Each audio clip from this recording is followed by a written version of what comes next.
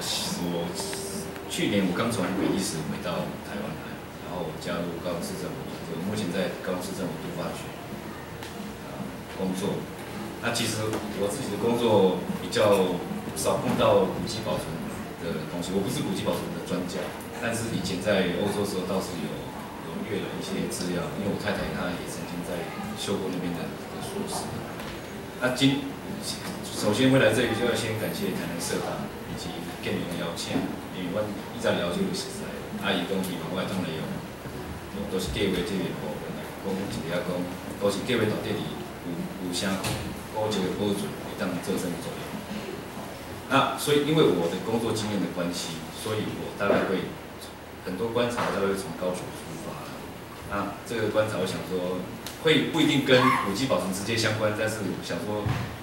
我觉得间接会带出一些我们的一些思考。红色小鸭，大家都知道，最近几乎在全台湾媒体界，我相信是媒体比较疯了。它确实是成为一种造成一种风潮。那它能够造成一种风潮的原因呢？其实它主题鲜明，也就是一直压放大到一个尺寸，大概你以前没有办法想象，然后配合一些水岸等等。啊，另外它有跟大家之间有一些共同语言。所谓共同语言，我讲的是所谓的共同经验啊，生活经验，尤其是年轻一辈的，那可能大家洗澡的时候都曾经有这只小羊陪伴过。那它带来的效益是什么？主办单位的说法是说390万观光人次，每天大概10万、15万、20万，这个数字我也不知道该怎么统计了。然后10亿的产值，那所以他从他筹办，从一开始去争取到他展览结束，其实不到半年。那你看，如果就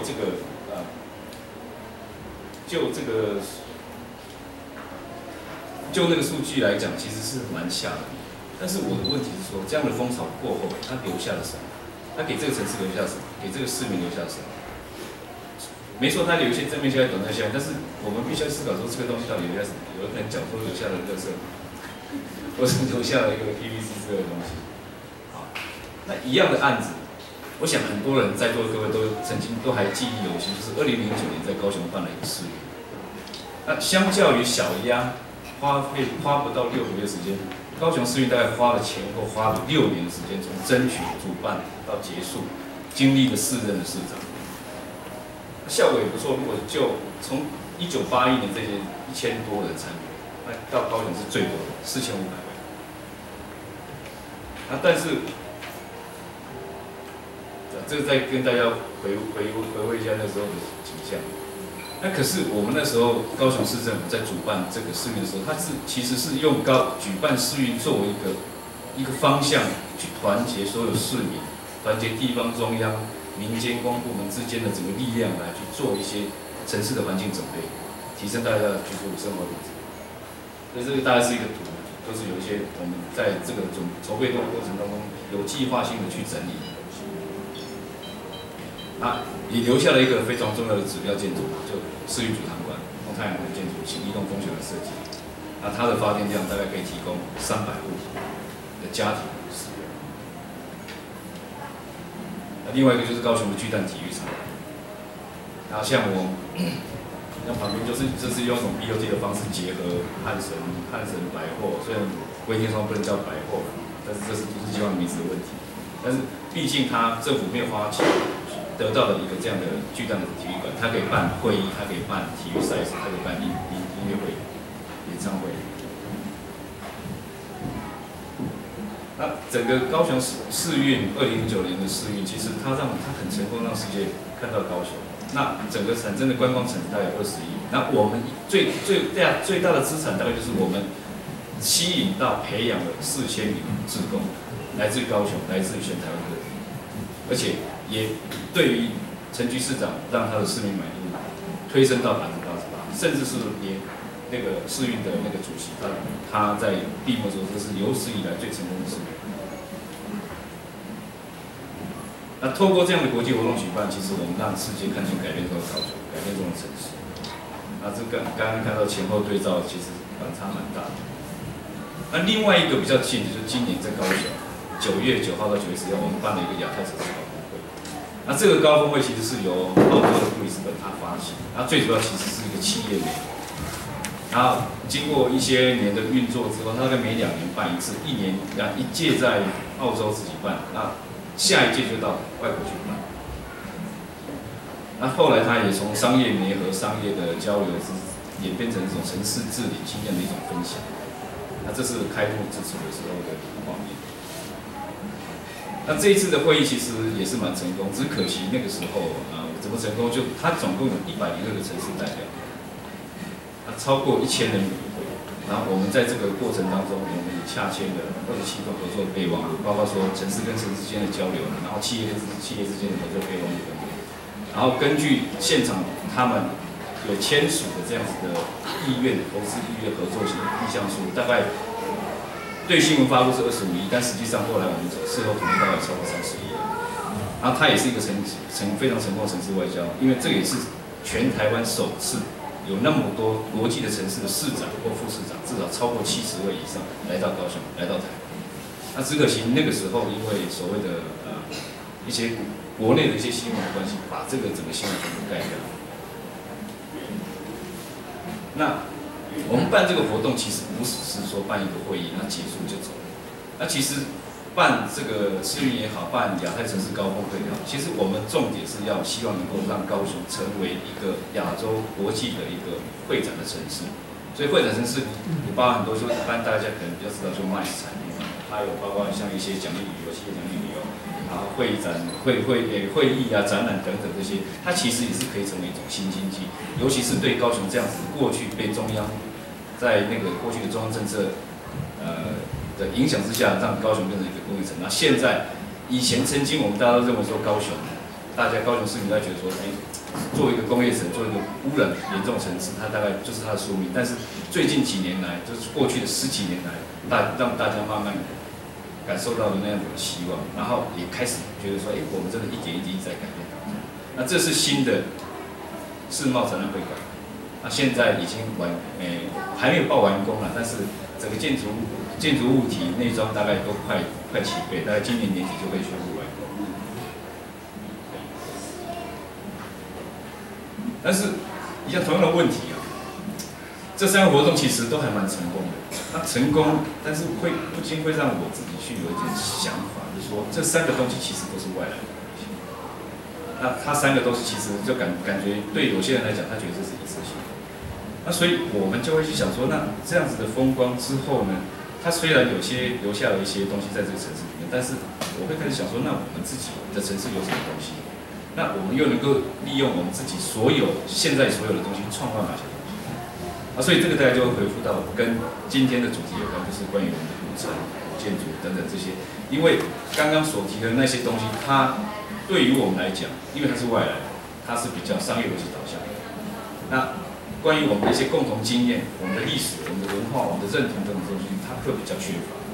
那这也是为什么说古迹保存